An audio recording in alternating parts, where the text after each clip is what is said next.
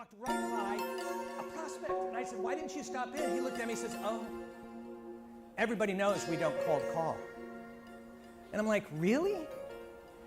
Unwritten rules are significant simply from the fact that they define how you're going to think and how you're going to act.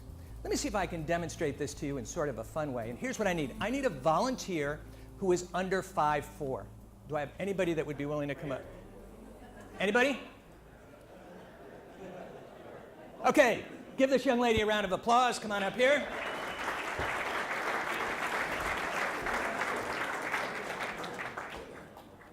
What's your name? Jean. Thank you, Jean. Here's what I need you to do. This is not rocket science. This is duct tape. What I need you to do is just go over here and put it as high as you can. Without falling off? Yeah, without killing yourself would be good. Okay.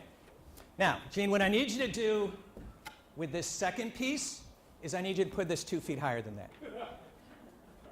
Okay, hold on. This is good. Okay, come on over here, Jean. Let me just show you what happened. Jean fit into what we call the unwritten rule of possibility.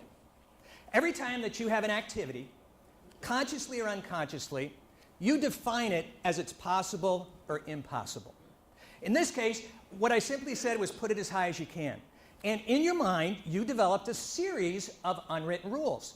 What she heard me say was this: go over here, keep my feet flat on the ground, reach up, and put it as high as I can. But I didn't say that. You could have gone over to Marty Pyle. How tall are you, Marty? 5'7". Okay, he's a little higher than that. And Marty, I did this in one group. There was a guy who was 7'1". He's like, no problem. Boom. You see, the problem is that the unwritten rule that you developed set limits on the resources that she was willing to use and the strategy that she had. Think about this for a second. I'm not going to do this, but use your imagination.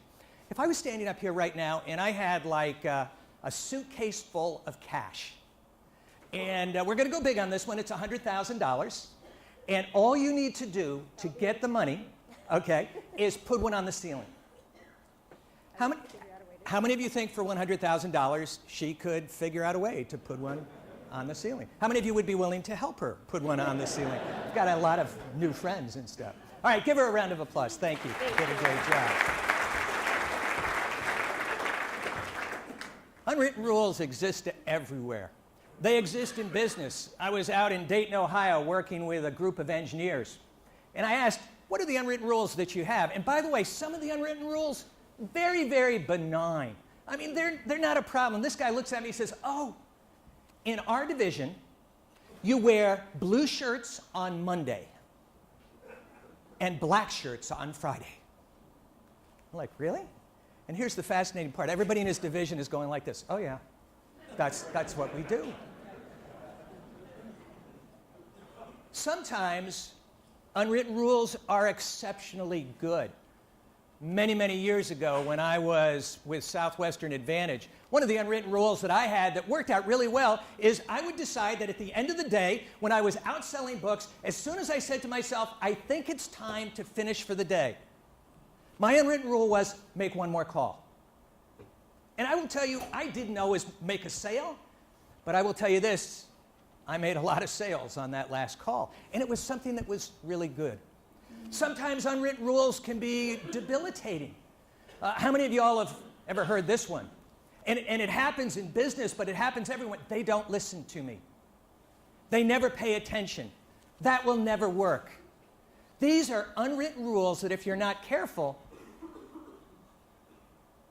will limit your performance.